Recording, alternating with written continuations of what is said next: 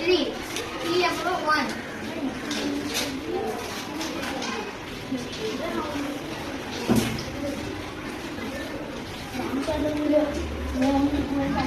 Super. பாத்தீங்கன்னா இப்படி கொடுத்தாலும் 6 தான் வரும், இப்படி கொடுத்தாலும் 6 தான் வரும், இப்படி கொடுத்தாலும் 6 தான் வரும், இப்படி கொடுத்தாலும் 6 தான் வரும். Okay super. அடுத்தது ஹரிசாண்டலா கூட்டினா 6 வருதா?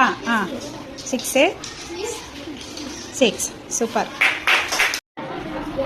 இப்போ நம்ம 3 into 3 ஸ்லோப் பார்த்தோமா? இப்போ நம்ம இருக்கிறது 4 into 4 ஸ்லோப்.